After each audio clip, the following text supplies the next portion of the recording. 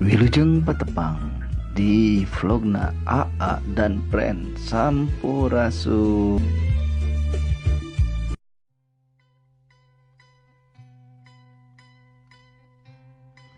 Mitra Baraya kumaha daramang sadayana sae upami damang mah dina vlog anu sataacana terus dipidangkeunnya kata saya dalam bahasa Sunda.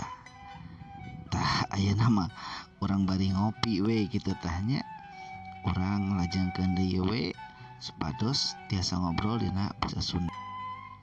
Saya ingin tahu bahasa Sundana, urang hayang nyaho bahasa Sunda cep keur ngobrol jeung si Acep ieu teh nya. Tah teras anu bahasa lemesna abdi hoyong terang bahasa Sunda gitu. Ieu biasana dianggo bahasa lemes atanapi bahasa loma anu dianggo kanggo diajak ngobrol ku urang teh nu tos akrab pisan gitu. Sareng deui kasebatna bahasa anu sopan. Saterasna anu kalebet bahasa anu lemes pisan kata abdi atanapi urang eta digantos ku pribados. Jadi pribados hoyong terang bahasa Sunda Kang.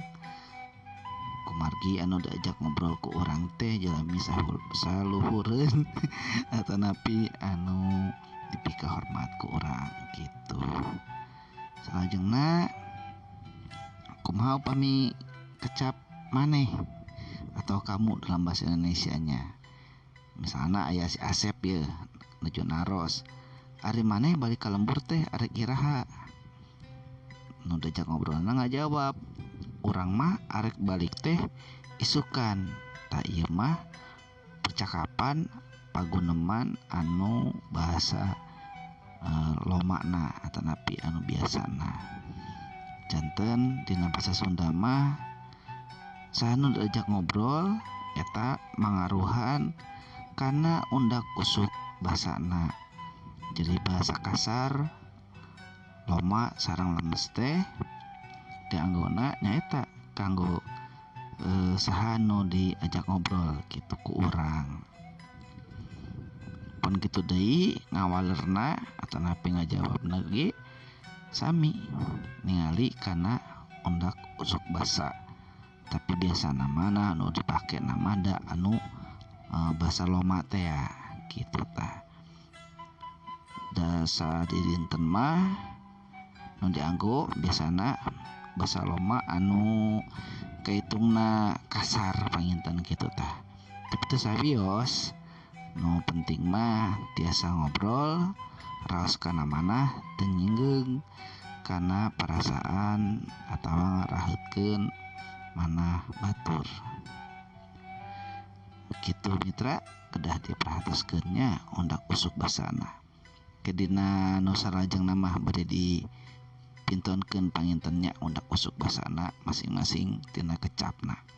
Salajengna ieu basa lemesna. Tah upami basa lemesna kieu nya contona. Upami anjeun bade meulih ka lemburna iraha. Abdi mah meulihna enjing. Tah upami ieu basa loma lemes atau basa lemes kanu langkung sepuh. Dupi abdi mah bade meulih ka lembur teh enjing gitu nya. Tah ieu upami Pak RT naros tapi nu langkung sepuh gitu nya. Dupi Asep antarapi dupi salira bade meulih ka lembur teh bade iraha. Terus di walerna dupi abdi mah wangsul ka lembur teh bade enjing bae Pak RT misalna kitu nya.